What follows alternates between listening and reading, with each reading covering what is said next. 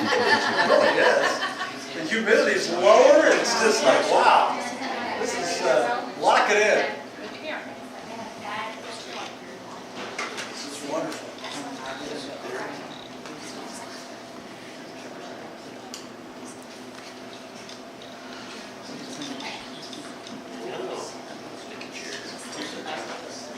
Coming to my most part of the year that I probably like the most is September. Weather-wise. What now? We'll talk about sunny days and bring that whole month. I love September. It rained the whole month. Well, you know, on the average, it's a good month. Yes, it On the is. average, it's a great month. It's great. Well, you need to pray, so I guess you... Thanks for reminding me. Just keep reminding me. We do need the raise, no, go ahead. But I still like that. You know, elevators can be unusual places, especially crowded ones. You're packed like sardines, you know. Close to people you don't know, never met. Nobody wants to touch anybody. Oftentimes nobody talks. Elevators seem to create awkward moments. People don't like to look in people's eyes. They watch the numbers, 5, 4, 3, 2. And then the door opens, and then oh, it's 2, it's not 1 yet. And then go back in. You know, people can be talking outside the elevator. Once they get in the elevator, other people there, everybody's quiet. This distance, this relational distance seems quite evident in an elevator. Some years ago, several friends and I were about to step in on an elevator. And the door opened, and it was full of people who gave this, hey, you guys aren't going to try to get in here, are you, kind of look. Have you seen that look before? But we did anyway. And the last guy that came in, I'll just call his name Jimbo, that wasn't his name, but Jimbo was last. And he stepped inside, but he couldn't turn around, so he was looking at everybody. And as the door slid shut behind him, he smiled and said loudly, "You might have wondered why I called this meeting today." and the place broke up with laughter, and it was an amazing sight to watch. And people actually began talking, relating to each other. And it was so funny. In many respects, that elevator is kind of like our world today. It's impersonal. There's isolation. Independence is somewhat the uniform of the day. It shows us that people can be surrounded by other people, even in a crowded setting, and not experience community or relationship. We can be a part of a company, a church, a club, and don't feel like we belong. We can share a carpool, go to an office or a factory every day, and even in our home, and not have significant relationships. It was many years ago where I went to seminary, and at seminary you kind of rethink things. And how is the church organized? You know, the church on one hand is an organization, but on the other hand it's an organism, meaning it's alive. And everything, all plants, and if you look at a plant under a microscope, there's an organization, but it's an organism that it grows. It's very organized, but at the same time, it's alive. I mean, how is the church organized? And as I was looking at Jesus' teachings, the only thing that makes sense to me is that the church is organized around a relationship. Around a relationship with God, first and foremost. And now around relationships with one another with God. That's the only thing that makes sense to me. Someone came to Jesus and asked him, Master, what's the greatest commandment? To love God with all your heart and soul, mind, and strength, and love your neighbor as yourself. That's it. It's all about relationships. And as I looked at the New Testament, what is this relationship? How does this relationship look? And there's all these one another verses of this, one another. And I have a list of different ones up here. And they talk about how we are to be in each other's lives. And it's just the first time I ever saw this. And I have a number of them here, and I stopped in Corinthians because I have a number of them in Romans. And then I just stopped in Corinthians because it filled the page. If you want to, look in, all you got to do is go to BibleGateway.com. And then it talks about, if you want to put in any words, just put one another. And it has a different, exact phrase. And then put it on the New Testament. You'll see all these one another verses there. It fills several pages. All these one another things. How do these one another things work? How do we... And a lot of them are familiar. Be devoted to one another in love. Don't you like it said that in love here? Be devoted to one another. Oh, by the way, it needs to be in love. We could be devoted to our jobs, but we hate them. We could have devotion to different things, but but be devoted. Be committed to one another. How can I be committed to Jeff outside of knowing Jeff? I don't know how to do that. How can I be committed to Robin if I don't know him? I mean, it's just a thought. It's just a nice thought. Unless I get to know people, this doesn't work. Honor one another. How about above yourselves? What does the word honor mean? Consider respect. Yeah, respect. It's respecting others. Respecting others' opinions above my own. I don't know about you. That's going to stretch me. I mean, all of us have an opinion. Some of our opinions are just, I don't think I have an opinion, but that's an opinion with himself. Everybody has an opinion. Everybody has respect others above yourself. What if we would happen to do that? Sometimes, man, we would get along, wouldn't we? What kind of arguments would there be? And, all that kind of stuff. Respect. Live in harmony with one another. Have you noticed after you get to know people, that sometimes becomes difficult? It's easy to be in harmony. Here on the Sunday morning, because we all know what the routine is. Whoever's preaching, preaches, and you guys basically listen, unless they couldn't direct you otherwise. It's not difficult to be in harmony, but as soon as we take all that away, relationship is in our lap, and to be in harmony, that means listening, that means not just being about what I want. It's saying, can we both have a win-win here? What does it mean to be in harmony? Sometimes, I like in the Message in Romans chapter 12,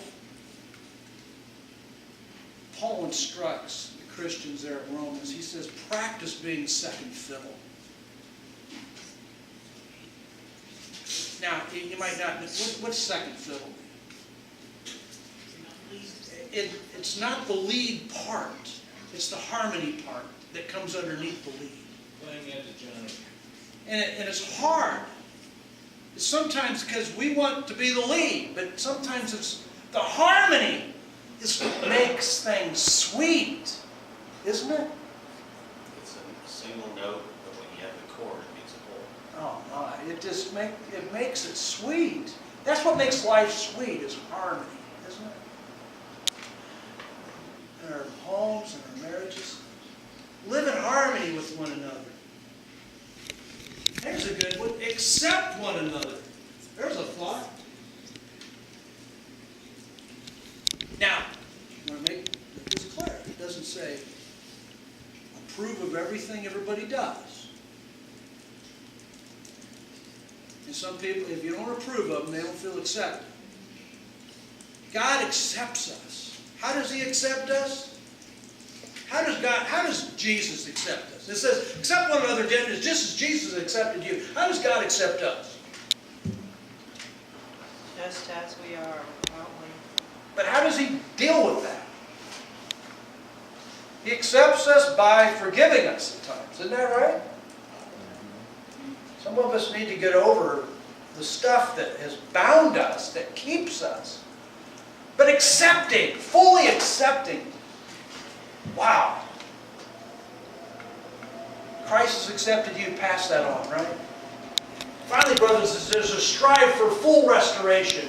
Encourage one another. Be of one mind. Live in peace. And the God of love and peace will be with you. And if we do this, God says, I'm going to put my stamp on your life. Encourage one another. Encourage one another. Serve one another. Humbly in love. Be kind and compassionate to one another. Forgiving each other. How do you do these things? How do we do these things? How can we possibly do these things if we don't know each other? If we're not in relationship with one another? As Ralph Naber said many, many years ago, as I heard him, he was in Virginia during a conference. He says, we can't do these things looking at the back of people's heads on Sunday morning. We can't. How do you do it? I'm devoted and I honor and I live in harmony and I accept and I encourage and I serve and I'm kind and I'm compassionate, I'm forgiven. As I look at the back of your head, it's not going to work. We know that doesn't work. Real Christianity is lived when we go out that door. How many know this? Have you experienced this before? You're riding with people in the car. All of a sudden when you get in the car, you know, things aren't quite right. You're arguing and this, but as soon as you walk through the door, something happens. Everybody gets along. Everything's fine. And as long as you're in here, everything's fine. As soon as you get out back to the car again, you know, things are just chawing again. And you know what I'm saying? That's the real story out there. How do we do this? How do we...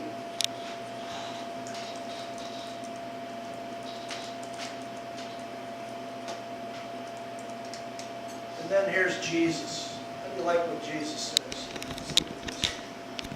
Let's read this passage together. A new command I give you. Love one another. As I have loved you, so you must love one another. By this, everyone will know that you are my disciples, if you love one another. Many years ago, Francis Schaeffer, in one of his books, said this is the mark of the Christian. The mark of a Christ follower is a heart of love. Now, it's not love in my definition or love in your definition. Jesus defined it.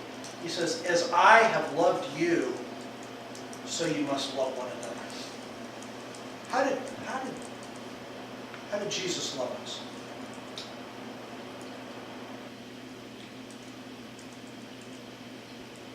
What did He do? He laid down His life, didn't He? Isn't that the big thing? He laid down His life for us so that I would become what I could never become on my own. That's love. So Jesus has a commandment. Now, the setting that Jesus said this in, I think, is important. He said this on the night that Jesus was betrayed. He had His disciples with Him in the upper room. And there's like 3 or plus chapters in John where Jesus pours His heart out. He says, This is the mark, guys. So to speak, this is what Jesus said on his deathbed. He knew he was going, his life on earth wasn't going to be that long. And so he gave the essence of really the meaning of what it really means to be a follower of Christ. And it's what I find interesting, he commands them to love. How does it work if someone commands you to love? For some of us, being commanded to do anything is, well, we'll have things rise up within us. How can you command someone to love? This is one of the questions I have just 2 of these slides today, so you don't have like 6 of them. So you can feel good about yourself. You know, oh, thank you, Jesus. Lord, you talked to Ron. Okay, that's good. So here's the command.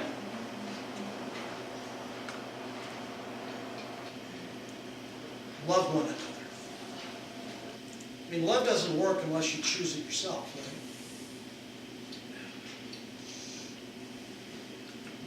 Then the condition is, as I have loved you, so you must love one another. This isn't love as we understand it. This isn't a feel-good love. To lay down our life won't feel good. This isn't a feel-good love. This is Jesus' love. Jesus' definition of love, not the world's definition of love. Not even what we think love is. To lay down our life. That's the condition of how we need to love.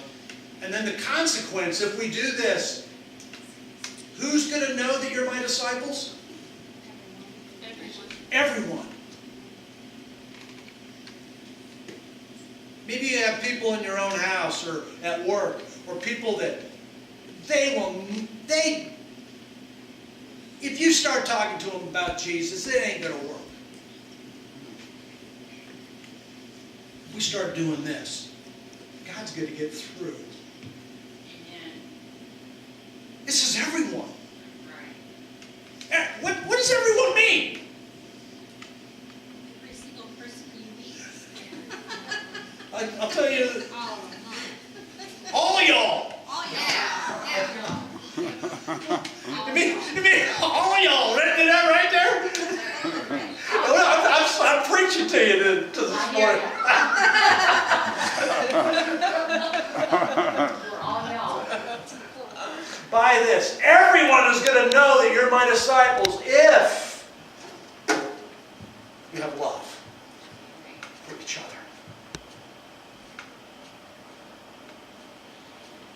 Okay, so we'll break a little bit here. And these are the 3 questions.